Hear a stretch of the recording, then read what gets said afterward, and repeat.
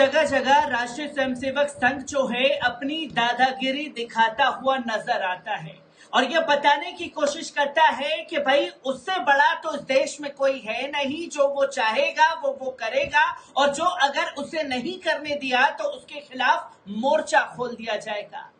ऐसी तस्वीरें लगातार जो हैं वो तमिलनाडु से सामने आ रही हैं, जहां कई महीने से राष्ट्रीय स्वयंसेवक संघ अपनी रैली निकालने के लिए अड़ा हुआ है, तो उसकी रैली को बैन करने का कोई कदम किसी सरकार ने उठाया है तो वो उठाया है डीएमके सरकार ने, जो कि साफ तौर पर राष्ट्रीय स्वयंसेवक संघ को आईना दिखाने का काम किया गया।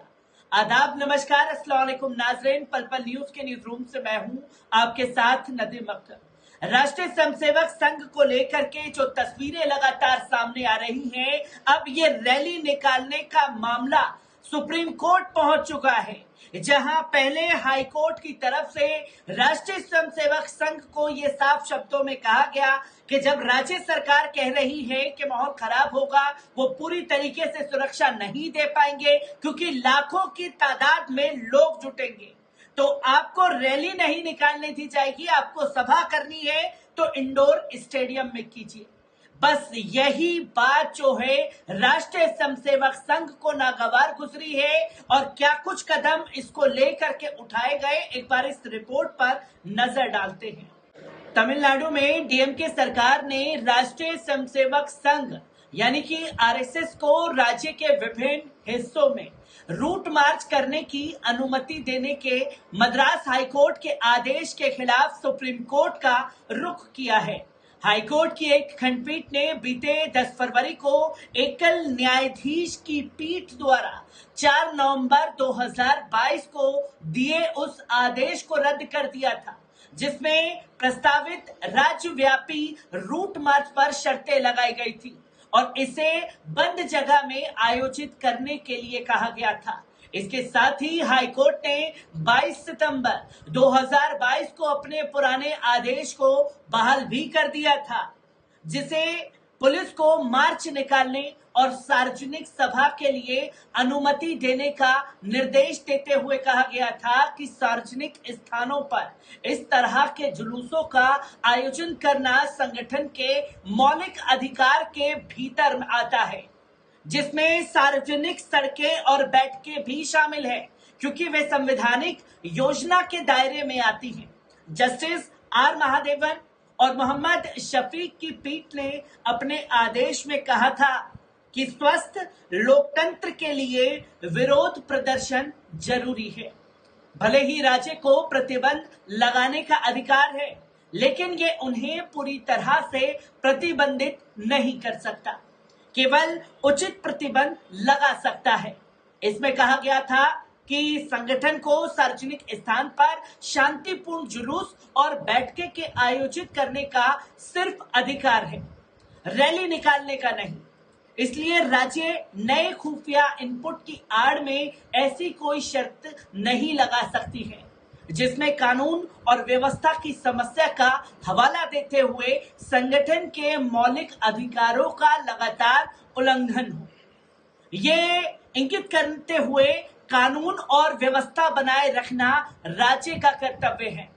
हाईकोर्ट ने कहा था कि कानूनी दावे के लिए पर्याप्त सुरक्षा प्रदान करना भी राज्य का कर्तव्य है और अदालत ने यह भी कहा कि हमारा विचार है कि राज्य के अधिकारियों को बोलने, अभिव्यक्ति और सभा करने की स्वतंत्रता के मौलिक अधिकार को बनाए रखने के लिए कार्य करना चाहिए, जिसे कि हमारे संविधान के सबसे पवित्र अधिकारों में से एक माना जाता है।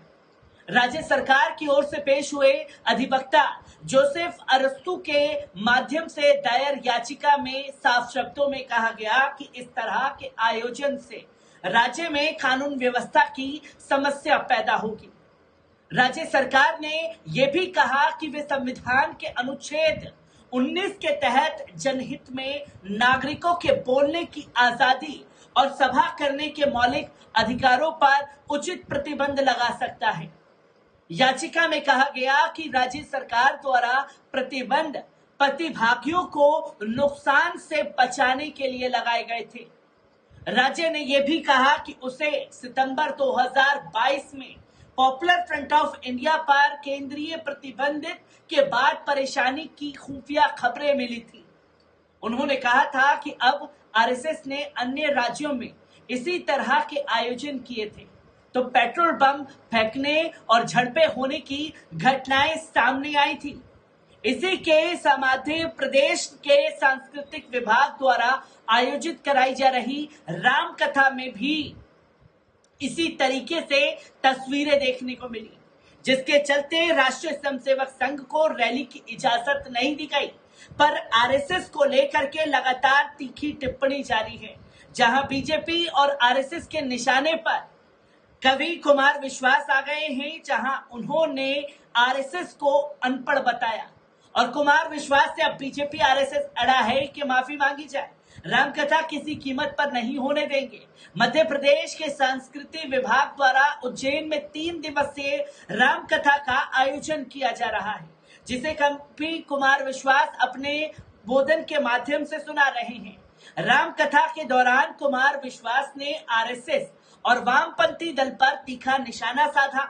उन्होंने कहा, जहां वामपंथी कुपड़ है वहीं संघ अनपढ़ है।